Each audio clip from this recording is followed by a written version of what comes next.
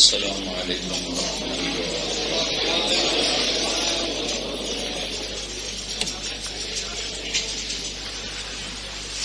ٹھیک.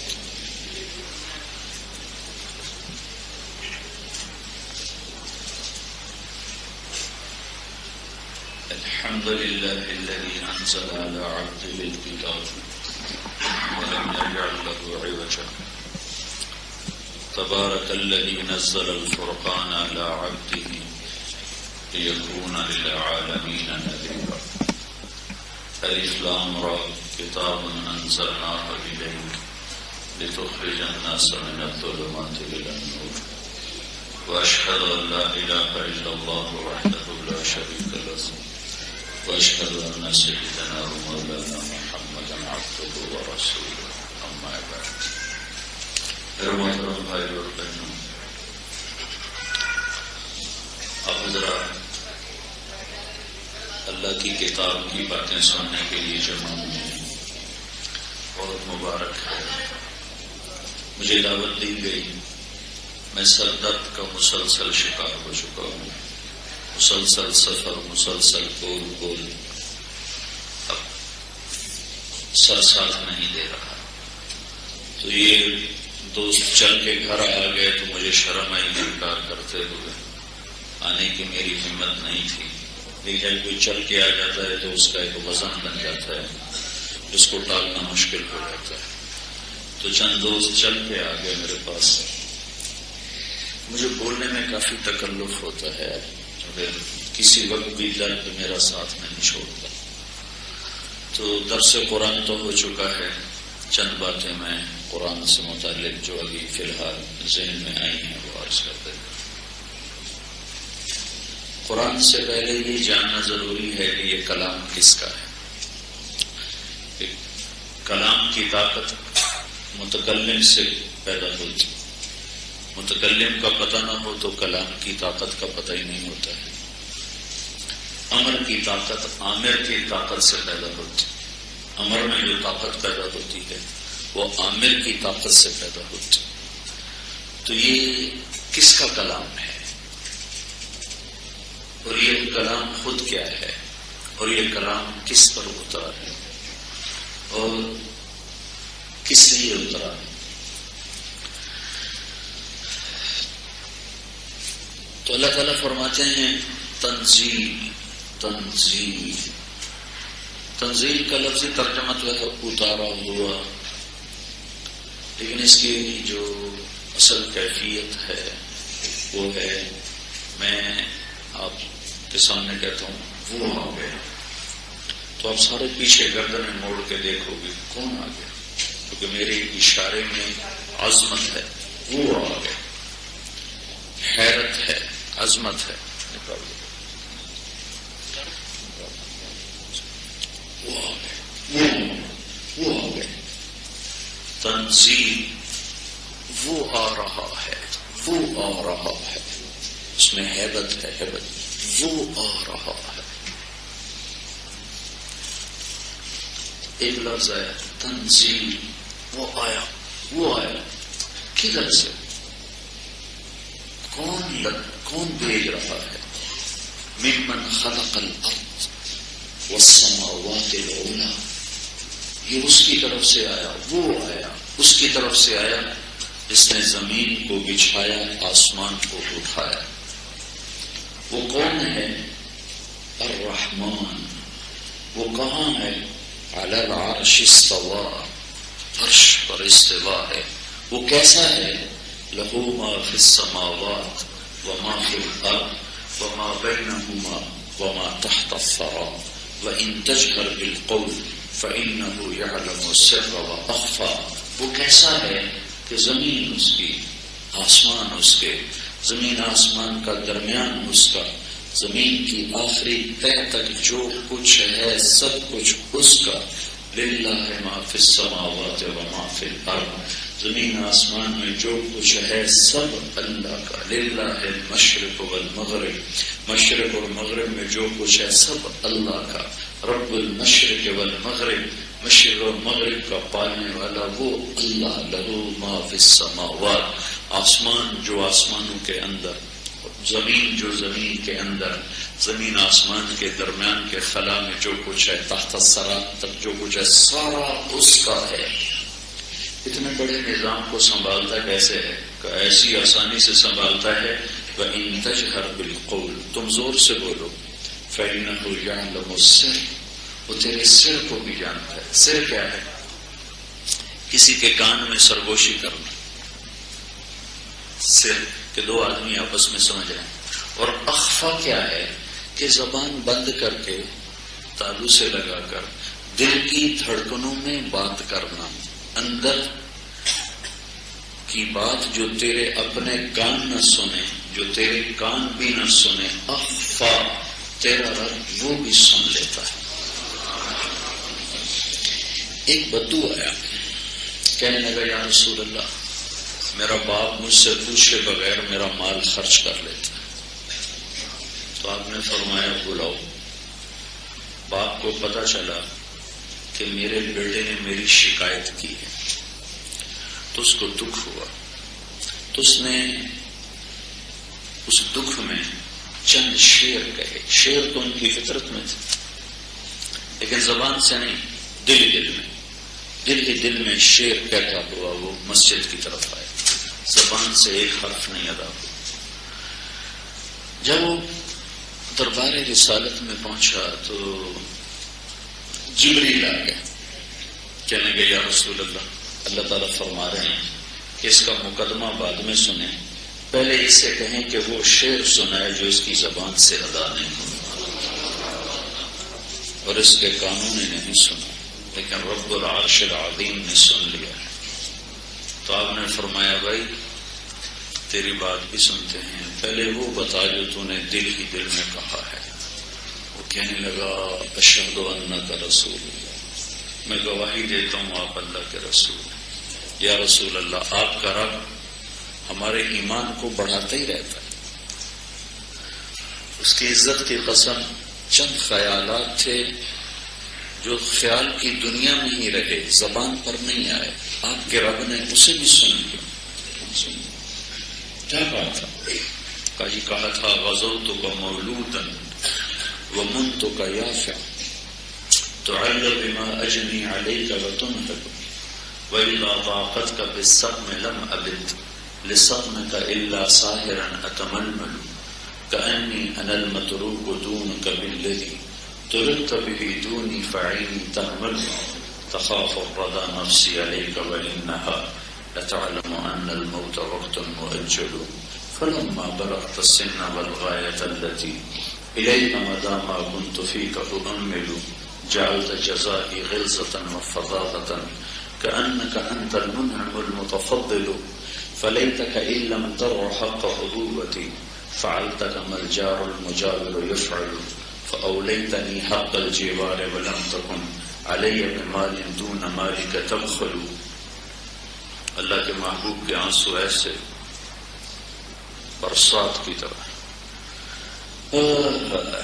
بیٹا جس دن تو پیدا ہوا ہم نے اپنے لیے جینا ہی چھوڑ دیا، تیرے لیے جینا شروع کیا، تیری ایک مسکراہٹ کے لیے جھلستی ہواؤں سے لڑا، ٹھٹھرتی راتوں سے لڑا، تجھے ایک تر نوالا کھلانے کے لیے میں کولو کے بیل کی طرح پستا رہا، چلتا رہا، اور میری جوانی کا رس گھل گھل کے تیری ہڈیوں میں اترتا رہا، اترتا رہا، اترتا رہا۔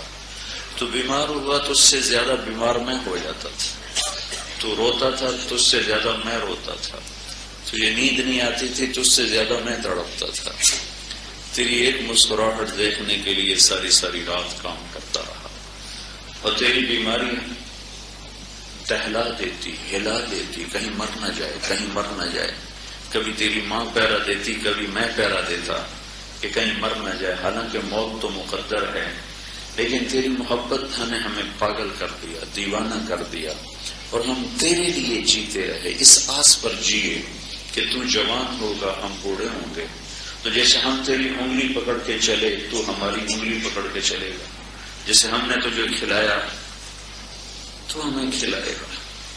دیکھیں فلما ترعرعت، جب تیرے اندر جوانی کی لہریں دوڑی، میری ساری جوانی وہ گھل گھل کے تیرے اندر اتر گئی، تو ایک سرسبز درخت بنا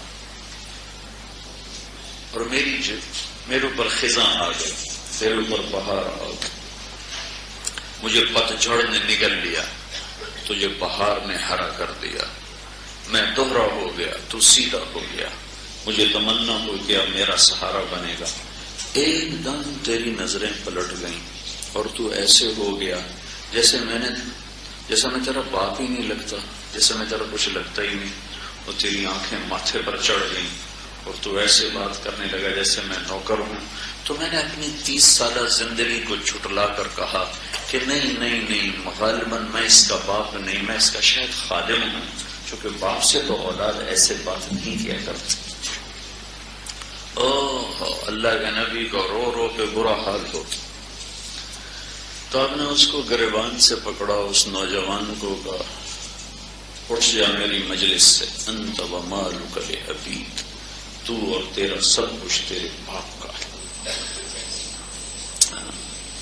اللہ کے نبی سے پوچھا گیا تھا یا رسول اللہ قیامت کب آئے گا؟ آپ نے فرمایا اللہ کو پتہ ہے کب آئے گا، تو کوئی نشانی تو بتائیں کہ جب ماؤں کو ذلیل کیا جائے گا قیامت آ جائے۔ اس لیے آپ نے اپنی اس تمنا کا اظہار کیا، کاش میری ماں زندہ ہوتی، میری ماں زندہ ہوتی اور میں عشاء کی نماز کے مصلی پہ کھڑا ہوتا اور سورۃ فاتحہ شروع کر چکا ہوتا، اور ادھر سے میری ماں مجھے پکارتی بیٹا محمد، تو میں ماں کی خاطر نماز توڑ دیتا اور میں کہتا لبیک یا اماں وَإِن تَجْهَرْ بِالْقَوْلِ فَإِنَّهُ يَعْلَمُ السِّرَّ وَأَخْفَى، تنزیل ممن خلق الارض، زمین کا بنانے والا، والسماوات العلا، بلند آسمانوں کو بنانے والا، کون؟ الرحمن، کہاں؟ علی العرش استوى، کیسا؟ لہ ما فی السماوات وما فی الارض وما بینہما وما تحت الثری، طاقت کیسی، اقتدار کیسا، غلبہ کیسا؟ وَإِن تَجْهَرْ بِالْقَوْلِ فَإِنَّهُ يَعْلَمُ السِّرَّ وَأَخْفَى، اس کا نام کیا ہے؟ ابھی تو خالی صفات آ رہی ہیں، بھائی نام تو بتاؤ، نام کیا ہے؟ اللہ، اس کا نام ہے اللہ۔ اس لیے میں کہا کرتا ہوں اللہ کو خدا نہ کہا کرو، اللہ صرف اللہ ہے۔ اللہ خدا، جیسے ہم لوگ کہتے ہیں گاڈ اللہ کا ترجمہ نہیں ہے، خدا بھی اللہ کا پورا ترجمہ نہیں ہے۔ اللہ صرف اللہ سے ادا ہوتا ہے، خدا سے اللہ ادا نہیں ہوتا، گاڈ سے اللہ کا مطلب ادا نہیں ہوتا، بھگوان سے، ایشور سے، دیوتا سے، اوتار سے، یزدان سے جیسے اللہ کا مطلب ادا نہیں ہوتا، ایسے ہی خدا سے بھی میں کوئی ناجائز نہیں کہہ رہا ہوں، جب علماء استعمال کرتے ہیں، استعمال کیا ہے، استعمال کر رہے ہیں، کوئی ناجائز نہیں، لیکن مجھے عربی کا ذوق ہے، میں اس کے لحاظ سے یہ دعوے سے کہہ رہا ہوں کہ خدا اللہ کا ترجمہ پورا نہیں ہے، خدا اللہ کی صرف ایک صفت پر واجب صادق آتا ہے، واجب وجود۔ اور اللہ جب تم کہتے ہو اللہم، تو تم جتنے اللہ کے صفاتی نام ہیں ان تمام ناموں کے ساتھ اپنے اللہ کو پکارتے ہو۔ اللہ جب میں کہتا ہوں اللہم، تو جتنے اللہ کے صفاتی نام ہیں میں نے سب کے ساتھ اللہ کو پکارا ہے۔ تو اللہ نے اپنا تعارف کرایا، اللہ اللہ۔ لفظ اللہ میں سے کسی لفظ میں سے حرف نکالو تو مطلب بدل جاتا ہے۔ طارق جمیل، طارق رات کو آنے والا، اس کا تا ہٹا دو تو ارج بے قرار ہونے والا، اس کا الف ہٹا دو ترک کھٹ کھٹانے والا، اس کا قاف ہٹا دو تو ترع چھا جانے والا۔ ایک لفظ میں سے حرف نکل جائے تو مطلب بدل جاتا ہے۔ جمیل، خوبصورت، میم ہٹا دو تو جیل بن گیا، اور جیم ہٹا دو تو میل بن گیا، یا ہٹا دو تو جمل بن گیا۔ ایک حرف نکل جائے تو مطلب کہیں سے کہیں چلا جاتا ہے۔ صرف لفظ اللہ میں یہ خوبی ہے کہ اس میں سے جو مرضی نکال دو اس کا مطلب نہیں بدلتا۔ اب یہ ہے اللہ، یہ اللہ لکھا ہوا ہے، اس کا یہ الف ہٹا دو، یہ الف، تو پیچھے بچتا ہے للہ، تو قرآن کہتا ہے للہ ما فی السماوات و ما فی الارض۔ پھر اس کا الف کے ساتھ یہ لام ہٹا دو تو پیچھے بچتا ہے لہو تو قرآن کہتا ہے لہو ما فی السماوات و ما فی الارض. پھر اس کا یہ آخری لام ہٹا دو تو پیچھے بچتا ہے الہ. تو قرآن کہتا ہے وَهُوَ الَّذِي فِي السَّمَاءِ إِلَٰهٌ وَفِي الْأَرْضِ إِلَٰهٌ. پھر اور اس سے عجیب بات بتاؤں، یہ الف بھی ہٹا دو، یہ لام بھی ہٹا دو، یہ لام بھی ہٹا دو، ہاں میں صرف پیش کی آواز باقی رکھو، صرف ہاں کی پیش کو باقی رکھو تو وہ بھی اللہ پہ دلالت کرتی ہے کہ اللہ لا الہ الا هو اللہ الذی لا الہ الا ہو. تو ہو بھی اللہ، لہو بھی اللہ، اور للہ بھی اللہ، اور الہ بھی اللہ، اور اللہ تو اللہ ہی ہے. تو اللہ کو خدا نہ کہا کرو، اللہ کہا کرو. جب اللہ سے بات کرو تو یا اللہ کا شکر. خدا کا ٹھیک، میں ناجائز نہیں کہہ رہا ہوں، فتویٰ نہیں دے رہا ہوں، ناجائز نہیں کہہ رہا ہوں، ہاں یہ کہہ رہا ہوں جڑتا نہیں. اللہ صرف اللہ کے سوا کسی لفظ میں اللہ کا معنی پورا نہیں ہوتا. کون ہے وہ اللہ؟ کوئی اور اس جیسا ہے؟ لا الہ الا ہو، کوئی اور اس جیسا نہیں ہے. صفات میں کوئی اس جیسا اور ہے؟ لہ الاسماء الحسنى. نہ ذات میں لا الہ الا ہو، لا الہ الا ہو، لا ہے، ساری کائنات پر لا ہے. جو لا کہا وہ لا ہوا، وہ لا بھی اس میں لا ہوا، جز لا ہوا، کل لا ہوا، پھر کیا ہوا؟ اللہ ہوا. تو کوئی صفات میں اس جیسا ہے نہیں. لہ الاسماء الحسنى الرحمن الرحیم. تمام صفات اسی کے لیے ہے.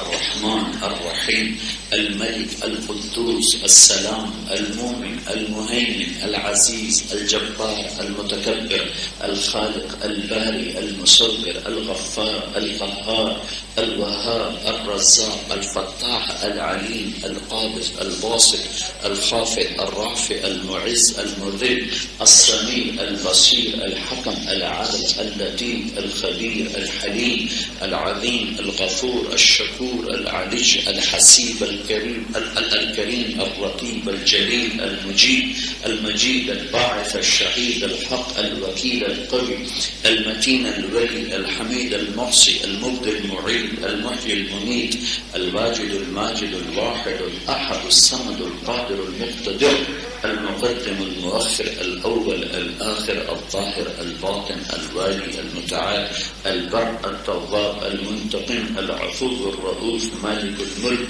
ذو الجلال والإكرام المقسط الجامع الغني المغني المانع الضار النافع النور الهادي البديع الباقي من حميد. یہ قرآن کیا ہے؟ ذلك الكتاب لا ريب فيه. یہ قرآن کیا ہے؟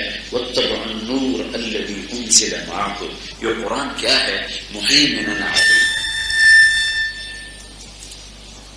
یہ قرآن کیا ہے؟ قاف والقرآن المجید. یہ قرآن کیا ہے؟ یاسین والقرآن الحکیم. حکیم اللہ بھی ہے، قرآن کا نام بھی حکیم ہے. مجید اللہ بھی ہے، قرآن کا نام بھی مجید ہے. مہیمن اللہ بھی ہے، قرآن کا نام بھی مہیمن ہے. عزیز اللہ بھی ہے، قرآن کا نام بھی عزیز ہے. نور اللہ بھی ہے، قرآن کا نام بھی نور ہے. مجید اللہ بھی ہے، قرآن کا نام بھی مجید ہے. یہ قرآن ہے. ہماری بات میں جبوتی گیا تو مجھے سب سے پہلے، چھوٹا سا غریب ملک ہے، اپنے ملک کی محرومی کا احساس ہوا کہ جبوتی کے عوام بھی عربی سمجھتے ہیں. کوئی وہاں عربی زبان کوئی حکومت کی طرف سے نہیں پڑھائی جاتی، اپنے شوق سے سیکھتے. ریڈیو چلانے والا بھی عربی جانتا، قرآن سنتا ہے تو اس کی آنکھوں میں آنسو بہتے. اور ہمارے کروڑوں مسلمان پاکستان کے سورۃ فاتحہ کا ترجمہ بھی نہیں آتا. انگریزی کی ڈگریاں لے لے کے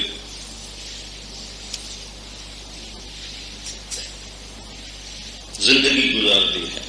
لوگ، میں کوئی انکار تو نہیں کرتا ہوں، سورۃ فاتحہ کا ترجمہ نہیں آتا، اتحیات کا ترجمہ نہیں آتا. صومالیہ گیا، عورتیں قرآن سمجھتی، عربی جانتی، اپنے شوق سے پڑھتی.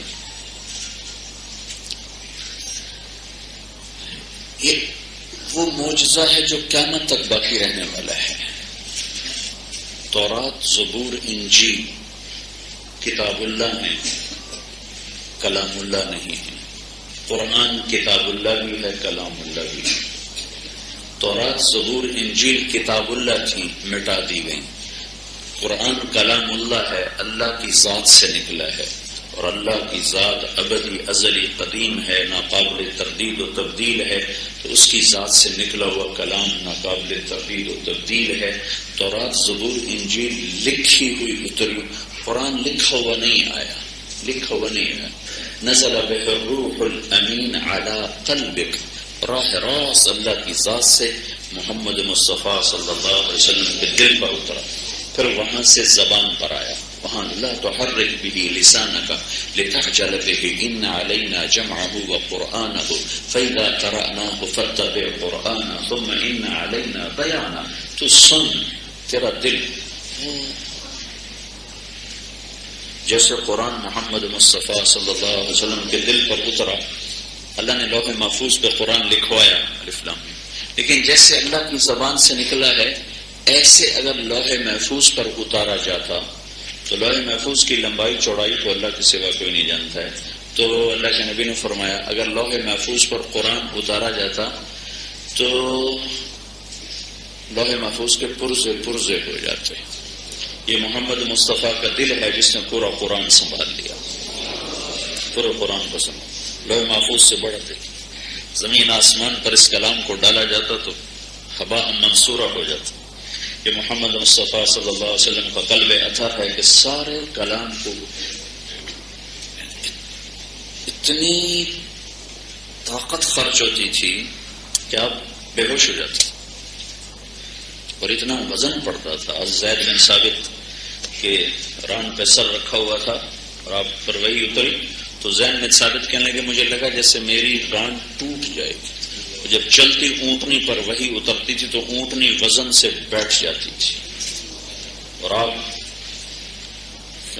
سخت سردی میں ماتھے پہ پسینہ آ جاتا، آنکھیں بند ہو جاتی، لیکن دل سہارے اللہ محفوظ پر اترتا تو ٹکڑے ٹکڑے جاتے۔ اس کا ایک حسن معنوی ہے، ایک اس کا حسن ظاہری ہے۔ اس کے ظاہری حسن نے عرب و عجم کو گرا دیا، اور سارا دن قریش مکہ آپ کی مخالفت کرتے تھے، اور رات کو آ کر آپ کا قرآن سنتے، آپ نفلوں میں قرآن پڑھا کرتے تھے تو قریش مکہ رات کو آ کر آپ کا کلام سنتے تھے، پیچھے چھپو، ادھر چھپا کو ادھر چھپا کو ادھر چھپا۔ ایک دن عمر بن خطاب رضی اللہ عنہ بیت اللہ کے پردے کے پیچھے چھپے ہوئے کھڑے تھے آپ کا قرآن سننے کے لیے، اور آپ کھڑے ہوتے تھے حجر اسود کے سامنے، کہ بیت اللہ بھی سامنے اور بیت المقدس بھی سامنے، تو آپ پڑھ رہے تھے الحاقہ ما الحاقہ وما ادراک ما الحاقہ کذبت ثمود وعاد بالقارعہ فاما ثمود فاهلكوا باعجاز نخل خاویہ فهل ترى لهم من باقیہ وجاء فرعون ومن قبله والمؤتفكات بالخاطئة فعصوا رسول ربهم فأخذهم أخذة رابية إنا لما طغى الماء حملناكم في الجارية لنجعلها لكم تذكرة متاعها أذن واعية فإذا نفخ في الصور نفخة واحدة یہ سورہ حاقہ پڑھ حضرت عمر کے منہ سے نکلا بے ساختہ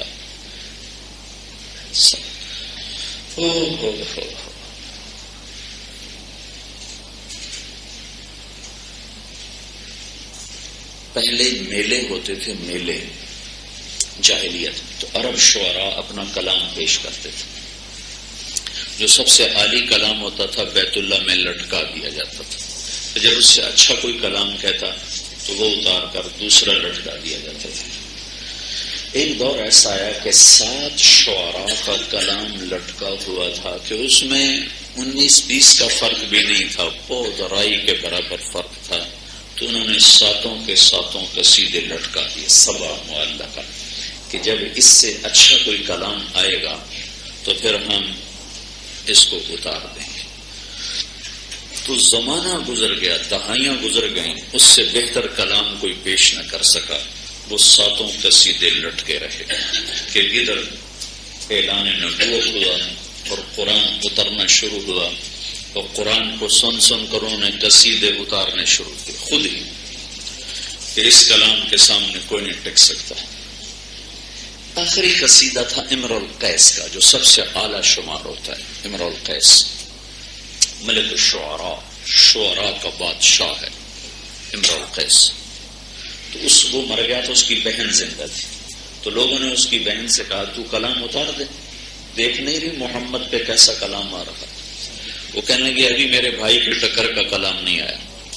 اس کے بھائی کا قصیدہ واقعی عربی زبان میں شاہکار ہے. قفا نبک من ذکر حبیب و منزل بسقط اللواء بین الدخول فحوملی فتوضع فالمقرات لم يعفر اسمها لما نسجتها من جنوب المشمل ترى بحر الأرعام في عرصاتها وقيعانها كأنه حب فلفل كأني غداة البين يوم تحمل لدى سمرات الحي ناقف حنظلي وقوفا بها صحبي علي مطيه يقولون لا تهلك أسن تجمل وإن الشفاء عبرة مهراقة فهل عند رسم دارس من معول ففاضت دموع العين مني صبابة على النحر حتى بل الدمع محملي. یہ 90 اشعار کا قصیدہ، اس کے ابتدائی 7-8 شعر پڑھ کر میں نے آپ کو سنائے. تو اس قصیدے میں بڑی جان ہے، بڑی جان ہے. تو اس کی بہن نے کہا ابھی میرے بھائی کے ٹکر کا کلام نہیں آیا. تو ایک آیت آئی سورہ ہود. سارا قرآن فصیح ہے، قرآن کی سب سے فصیح آیت. سارا قرآن بلیغ ہے، قرآن کی سب سے بلیغ آیت. سارا قرآن خوبصورت ہے، قرآن کی سب سے خوبصورت آیت فصاحت، بلاغت، ادب کے لحاظ سے وہ ہے سورہ ہود کی آیت وقیل یا ارض ابلعی ماءکی ویا سماء اقلعی وغیض الماء وقضی الامر واستوت علی الجودی وقیل بعدا للقوم الظالمین. اس آیت میں 19 الفاظ ہیں اور 21 بلاغت کی اقسام اس کے اندر شامل ہیں جو ایک انسان کے لیے ناممکنات میں سے ہے. تو اس کی بہن نے گھٹنے ٹیک کر کہا کہ اس کلام نے میرے بھائی کے کلام کو گرا دیا، نگل لیا. وہ جا کر قصیدہ اتار کے پھاڑ کے پھینک دیا. اس کلام کی ایک ہیبت تھی، دل دہلتے تھے، دل دہلتے تھے. ہماری بدقسمتی ہے کہ سامنے حافظ قرآن پڑھ رہا ہوتا ہے، پیچھے کسی کو خبر ہی نہیں کیا پڑھا جا رہا ہے، لہٰذا آدھی مسجد 8 تراویح کے بعد خالی ہو جاتی. کہ کیسے بے وقوف ہیں جو اپنے اللہ کے کلام سے منہ موڑ کر جا رہے ہیں. کہاں ٹیلی ویژن دیکھ لیں، خبریں سنتے. سال میں ایک دفعہ کا 1 گھنٹہ کھڑے ہو کے سن لے، آدھی مسجد 8 تراویح پہ خالی ہو جاتی. کہ ان کو پتہ نہیں کہ یہ کیا پڑھا جا رہا ہے، اس میں کیا کشش ہے. عمر رضی اللہ عنہ سنتے سنتے بے خود ہو گئے. الحق الحق وما ادراک ما الحق كذبت ثمود وعاد بالقارعة فاما ثمود فاهلكوا بالطاغية. کیا طاقت اور ردم ہے الفاظ میں. تو ان کے منہ سے نکلا پردے کے پیچھے چھپے ہوئے کہنے لگے ماشاء اللہ، آہستہ سے کا قول نہیں ہے. تو عمر رضی اللہ عنہ پھڑک اٹھے کہنے لگے ما السحرہ، کتنا بڑا جادوگر ہے، کتنا بڑا جادوگر ہے. اتنی دور سے میری سرگوشی کو سن لیا، اتنی دور سے. تو اللہ کے نبی نے اگلی آیت پڑھی ولا بقول کاہن، یہ جادوگر بھی نہیں ہے، قلیلا ما تذکرون. حضرت عمر یہاں شکار ہوئے سب سے پہلے. پہلا جو تیر لگا ہے وہ یہ لگا ہے، اس کے بعد کر آگے سارا واقعہ بنا. پہلا جو تیر لگا ہے وہ یہ لگا ہے، اس کے بعد کر آگے سارا واقعہ بنتا ہے. تو یہ اللہ کی کتاب سے روگردانی ہے. پتہ ہی کوئی نہیں ہے کس کا کلام ہے، کس کا کلام ہے اور کیا کلام کیا ہے. یہ نہیں پتا کلام کیا ہے. عبداللہ بن مقفع ایک ادیب گزرا ہے، ایرانی فارسی، پھر مسلمان ہو گیا تھا. مسلمان ہونے کا اس کا واقعہ عجیب. اس سے بعض لوگوں نے، غیر مسلموں نے کہا کہ تم اتنے بڑے عربی کے ادیب ہو، تم مسلمانوں کے قرآن کے مقابلے میں ایک کلام تیار کرو. اس نے کہا مجھے 1 سال کا راشن دو، میں تیار کرتا ہوں. 1 سال گھر بیٹھ گیا اور پورا سال گھر کی دہلیز سے باہر قدم نہیں نکالا اور کلام تیار کرتا رہا. 1 سال کے بعد اس نے ایک کلام تیار کیا اور مطمئن ہو گیا کہ یہ کلام میرا مسلمانوں کی کتاب سے میل کھاتا ہے. اور اللہ کہہ رہا ہے قل لئن اجتمعت الانس والجن على ان ياتوا بمثل هذا القرآن لا ياتون بمثله ولو كان بعضهم لبعض ظهيرا. کہ میرا تمہیں اعلان ہے تم انسان جنات سارے اکٹھے ہو جاؤ اور اس قرآن کے مقابلے میں ایک سطر تیار کرو، نہیں کر سکتے. اس نے کہا میں نے کر لیا ہے. اب وہ کر کے نکلا باہر، مطمئن ہو کر باہر نکلا.